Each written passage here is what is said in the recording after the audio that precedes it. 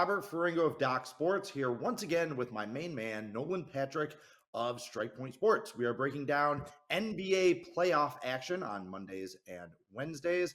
And Nolan, it's another good week for us so far. Congratulations on your 7-unit win last night on the Lakers.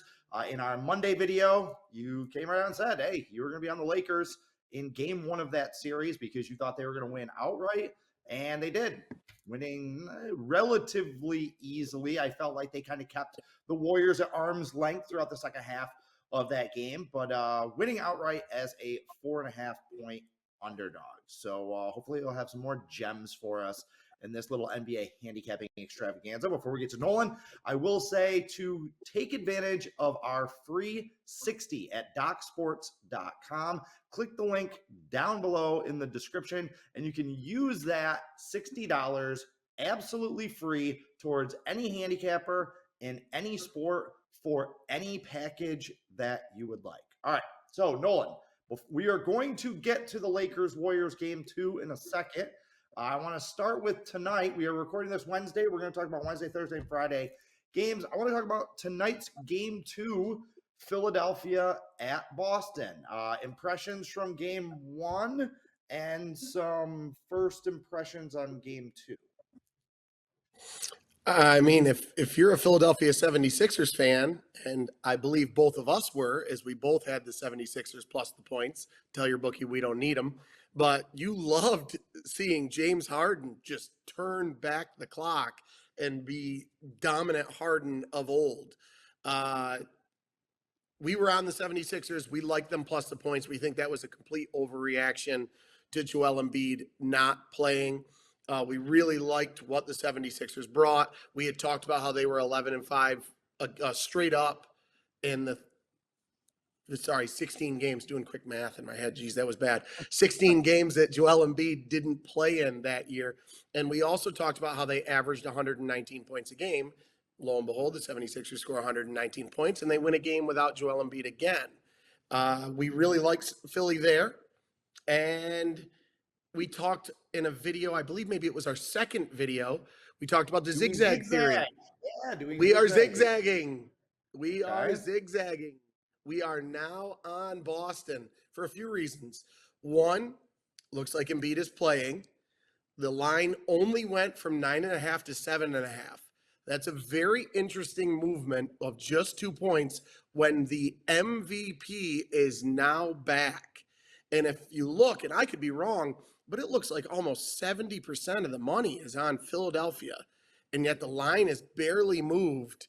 So because of that, and the 76ers are 6-0-1 against the spread in the last 7 games overall. And because of that, we're on Boston.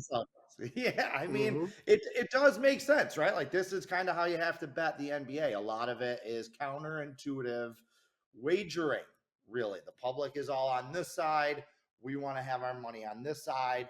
This really is going to be kind of a perfect example of the zigzag theory if it can come through. I have to say, though, and this was a stay away from me, although I understand the reasoning, doesn't this number still seem high to you? Doesn't this number still seem ridiculous? Now, I know you're looking at it and saying, okay, it is so ridiculous that I'm actually going to bet it, and I'm going to bet with the books here. But what are we missing in this?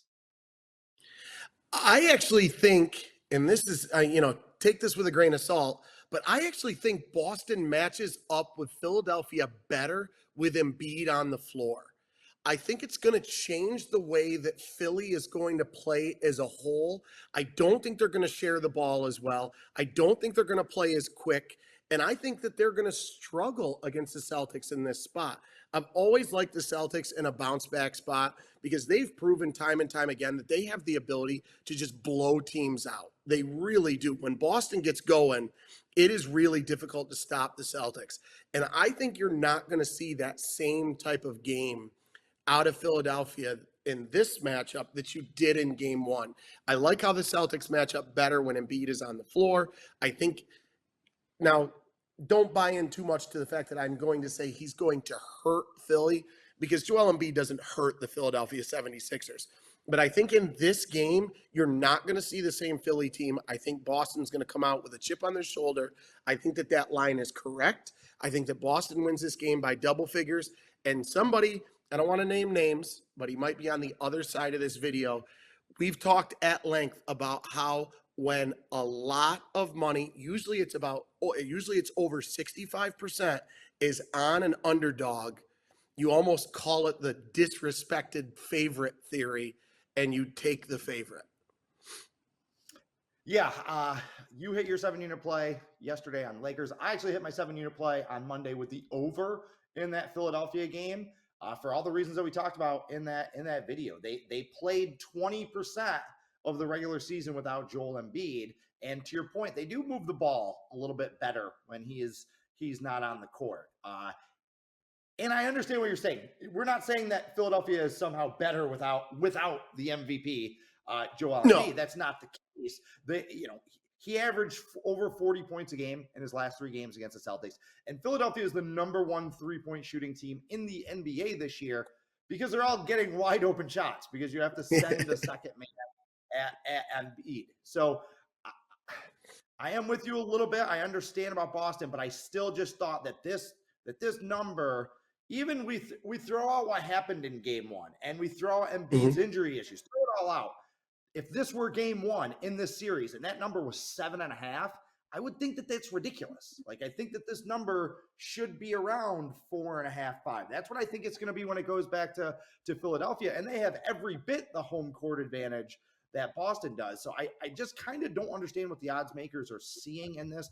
That's why, while I felt very, very good about game 1, taking the Sixers and the over, Yep. I'm going to wait and see on this one. So, all right. Game 1 of the Lakers-Warriors series, we both said we were really, really excited about just as basketball fans, not even basketball bettors. We also both suggested that we kind of like the Lakers. At the last second, I backed out. I read a couple articles talking about how LeBron James doesn't really look like LeBron James right now, and it kind of sold me on a little bit. He did not play particularly well in game 1, but Anthony Davis did. And Anthony Davis kind of did what he wanted in that game. And the Lakers did win. So what's your take on game 2? Do we see a vintage Warriors bounce back? Is this another zigzag theory? Do we just stick with, hey, I like the Lakers. I think they're the better team in the series. As long as they're getting points, I'm going to ride with them. What are some of your thoughts there? Yeah, Anthony Davis, 30 and 23, I believe. Only the 5th Laker all time to do something like that. And that's saying a lot when you think about the people that have played for the Los Angeles Lakers. Yeah, Davis was just outstanding. But like we talked about going into that game, the Lakers got some big plays, some big minutes, some big everything from those role guys. And those players are huge over the course of the series. So very similar to Philly Boston. Yep, very similar to Philly Boston. Call it the big Z, the zigzag theory. We are going with Golden State here. We like the Warriors to bounce back. The Warriors are 5-1 against the spread in their last 6 games following a straight up loss. We also like the under here. The under is also 5-1 against the spread, or 5-1 in the last 6 Warriors games following a straight up loss. So we like Golden State to kind of impose their will in this game. The Lakers knew that they needed to win one in Golden State. Like they wanted to win one. They did. The Lakers are not desperate now. Golden State is now desperate. They have got to get that game back. So I really think this is one of those games where you're watching where Curry and Clay go off. The crowd just erupts with every basket. Curry's going to hit some sort of step back, fall away 3 from the corner where he starts shooting his guns, and then Golden State ends up winning this game by double figures. I really like Golden State in game 2. I think it's interesting that you say you like the Warriors, but you also like the under. That seems a little counterintuitive as well. No, you think that if Golden State wins, they're going to do it by sheer force of will on the offensive end. So what is it about either how you saw them play or what your expectations are from them in game 2 that you see a little bit of a lower scoring game in this next game?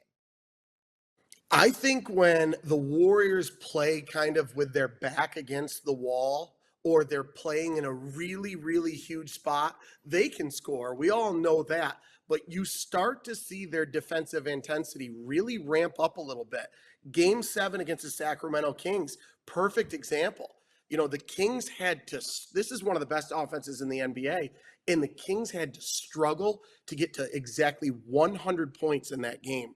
So I think this is Golden State cannot lose both to the Lakers in game 1 and game 2 and think that they stand a chance in this series. So this is almost a proverbial game 7 for them. They have got to win this game. And when you see that out of them, they ramp that defensive intensity up. And I really like that in this spot. Yeah, it's kind of funny. Like all season long, it's been like the Warriors are absolute trash on the road, awful on the road, just bet against them on the road, and they're unbeatable at home. But over their last 4 games, they win 2 in Sacramento that nobody thought they could do, and they lose at home to Sacramento and to the Lakers, which nobody saw they could do. It's Thunderdome, man. This is Thunderdome. You think you know what's going on in the NBA, and then the exact opposite thing happens. That's one of the things that stood out to me in yesterday's game, though, is, and I think I texted you during the game, I was like, this game is nuts. Like, the Lakers did not back away from the Warriors' pace of play. You'd think that the Lakers would want to try and slow things down. Okay, they'd want to limit possessions. They'd want to just kind of pound them on the interior. No, when Golden State missed a 3-pointer, and they missed a lot of them, 21 of 53 from 3-point range, Lakers got the ball and they were off. They were going on odd man breaks and taking the first shot available. I mean, there was almost 200 shots combined from those two teams. We saw almost 80 3-pointers from those two teams. It was kind of insane. And the fact that it barely got over the total, I think the total was right around where it is for game 2, around 227, 228, something like that. There's 229 combined points. Was a little bit surprising. So if they're going to play at that breakneck pace for all 5, 6, 7 games or whatever, again, as a fan, I'm down for it. So, all right, next game that we're going to talk about is Friday. A little Cinco de Mayo action for you here with, which, by the way, Philadelphia and Boston game 3 will be that night as well. Do you have, well, let's see what happens in game 2, but quick thoughts. Let's assume that you're right on Boston winning game 2. Any thoughts on where that line will be in Philadelphia in game 3? It's funny because I was actually just listening to a radio show on the way home. And there were 2 guys talking about what they thought the line would be. And they're pretty good, but they were going back and forth. One guy said he still saw Boston as a 3.5, 4-point favorite over Philadelphia in Philly. And I thought that was just absolutely insane. I actually think Philly would be a small favorite. I had them pegged about -1.5. Okay. I think around 3.5. Philadelphia is so good at home. So good at home. They are. And I think that they're going to get that kind of respect that they deserve. And by comparison, this next game that we're going to be talking about, Denver and Phoenix. We saw that Denver was a pretty healthy home favorite over the Suns, won both games, covered both games. Now the series is shifting back to Phoenix, and Phoenix is a 4.5-point home favorite down 0-2. So I think we're going to see something similar in that Philadelphia series. I think they're going to be around a 4-point favorite, give or take half a point. But Jesus, that guy thinks that the Celtics are going to be favored on the road. No. Yeah. Okay. Denver at Phoenix. Chris Paul's hurt. We saw what happened with the Sixers when Joel Embiid didn't play and they won outright. And we saw what happened with the Heat and no Jimmy Butler and they won outright. Any chance that happens again with the Suns? See, the worst part with the Suns, though, is they have 5 guys on their roster. So, I mean, be careful. Your phone may ring, and they may ask you to come and suit up. Because now, Chris, they were only playing 7 guys as it was, and now it looks like Chris Paul could miss 2 games, and now you're just going to throw somebody in there. I mean, Phoenix was – I was so ready through 3 quarters of that last Phoenix-Denver game. I was ready to come on to this video and say, told you, Phoenix. And then they scored 14 points in the fourth quarter and lose by 10. I mean, if you hold Denver to 97 points, you have won that basketball game. But somehow Phoenix lost it by 10. I don't want to say it, but you were right. This team is a mess. This team is an absolute mess. I'm not a big Chris Paul fan. I liken him to Doc Rivers, and anybody that watched our last video heard what I thought about Doc Rivers. So I am going to be very wary. I'm going to really look at the total here. If I was going to go on a side, I'm taking Denver plus the points. I know that Phoenix is back home. They're a good home team. Booker and Durant should have a big game at home, but 87 points, 14 points in the fourth quarter of a game you're winning. I am done with Phoenix. Yeah, I'm with you. It wasn't just, and you watched that game, so it wasn't just that they got run in the fourth quarter, but you look at the body language, you look at how it happened, like how they fell apart. That wasn't one of those things that was just like, shucks, we missed our shots. Don't worry, we'll get them next time. There's no chemistry on this Suns team. They didn't have an opportunity to build that chemistry because once they got Kevin Durant, they shipped off a lot of very important role player pieces, which wrecked their chemistry, number one. And then he immediately got hurt. So they didn't even get those couple of months to play together and kind of learn to jive with one another. And Chris Paul, I'm with you 100%. Now, when we look at big picture Chris Paul, these people that want to say, he's the second best point guard of all time, and he's right. Some people want to argue he's the best point guard of all time. Like, that's a joke. Get out of here. The guy was a great player. Right. He'll go to the Hall of Fame. I have no beef of that. But when we're talking all-time greats, he doesn't even rate for me. Like, get out of here. No. You put up some big numbers. You played well. You could see your impact, but I mean, you made it to the finals one time, surrounded by talent, constantly surrounded by talent. And again, they're going to go out in the second round again this year. Get out of here. But the one thing that I'll say about Chris Paul is that he is that type of guy that can overcompensate for some of those chemistry issues that I think that this team has. So now you take him out, and Durant's going to do his thing, and he's going to go off over here. Booker's going to do his thing, and he's going to go off over here. That's not how you're going to beat this Denver team. They have just as much talent on their side of the ball, right? And they play together. They play really, really well together. And here's the thing that should worry the Suns. I forget what the exact number was. I think he shot 3 for 15 from the field and 0 for 9 from three-point range. That's Jamal Murray. He was awful. Like, he just couldn't make anything. If he shoots like that and you still lose by double digits, you're in trouble, man. Like, they don't have an answer for the Joker. Ayton can't guard him. Like, no, I think I said it on Monday. I'm sticking with it. This is a 4 or 5 game series. I think Denver is going to roll in this game. So, all right, final series that we want to touch on, and what? They don't play till Saturday. Is that right? The Knicks Heat don't play again till Saturday. It's brutal. They need 3 days off. Yeah. Right. And not only that, they don't play till Saturday, but then they're the afternoon game on Saturday. Yeah. This is like Kentucky. They're relegated to like the JV game on Saturday, warm up for the Kentucky Derby. Okay, your Knicks did get a win yesterday. Again, thoughts going forward moving into game 3. And I understand the big caveat. We still don't know what Jimmy Butler's status is going to be. Right. My thoughts is I can't believe it's Saturday. I can't believe it's the afternoon game because I bought tickets to take my kids to see Guardians of the Galaxy a month ago because it opens this coming weekend. I can't deal with this schedule. But I'm, as a Knicks fan, I'm over the moon that they won. They needed the game. I gave you my thoughts on how much I was just filled with rage that they shot so many 3-point shots, and they opened this game with 9 straight 3-point shots. I mean, that's all they did. Now, mind you, I understand. I understand that, one, they shot 40% from 3-point range in game 2. Very good as a team.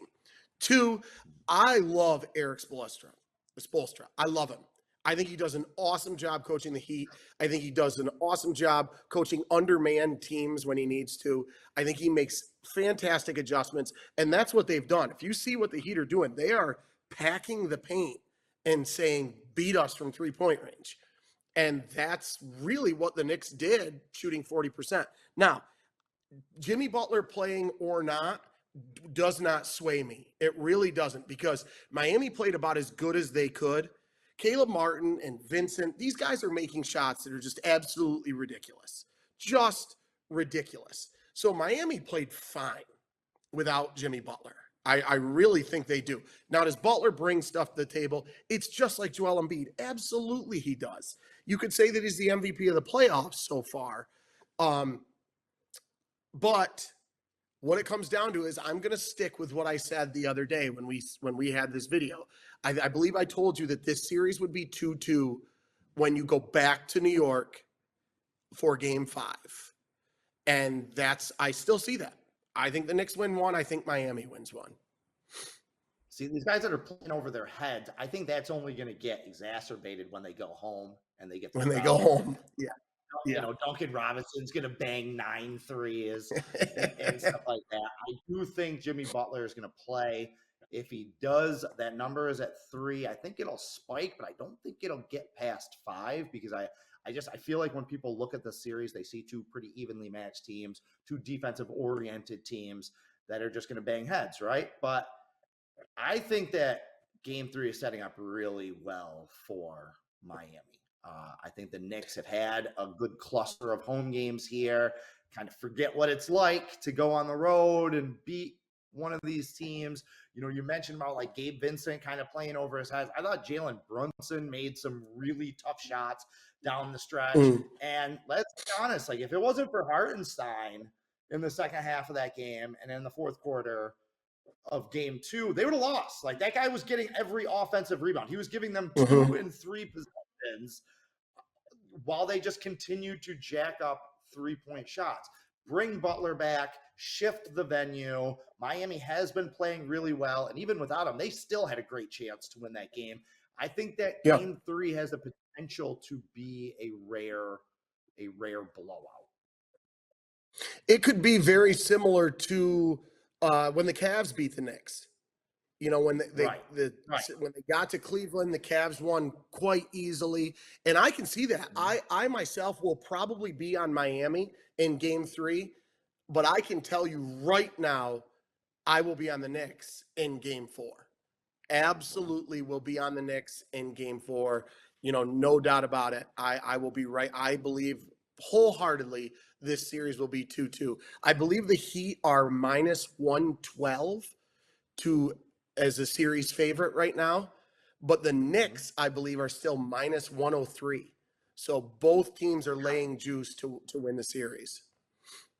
Yeah, and that's despite the fact that Miami has essentially they've stolen the home court advantage. You would think that they would be a little bit more of a commanding favorite going into games 3 and 4 in South Beach. So, all right, last thing, who's going to be the superstar that gets hurt this weekend? Because that's all that's happened. Is Djokovic going to be the guy that goes out? Is LeBron like is his foot going to be like Klay Thompson going to be? You know, we gonna need a full weekend of games with like these teams at full strength. Nope. You know exactly who's getting hurt this weekend. Anthony Street Clothes Davis. He is absolutely getting hurt. Which is hilarious because I remember like 8 years ago arguing with you, 6 years ago, something like that, arguing with you that Anthony Davis was overrated. And you be like, no, he's not. He's one of the best. He can do all this. I'm like, he can, but he never plays. Like, you can't be one of the best players in the NBA if you only play like 38 games a season. But we'll see. I don't know. I can't wait for that game tomorrow night. Like I said, I hope it's played at the same pace that Game 1 was. So, all right. Any last thoughts before we get out of here? We'll be back next Monday with our next video. Anything for the peeps? Hey, go Knicks. All right. He's Nolan Patrick. I'm Robert Ferringo. Take advantage of that free 60 link down below. Enjoy your weekend. Carpe diem and good luck.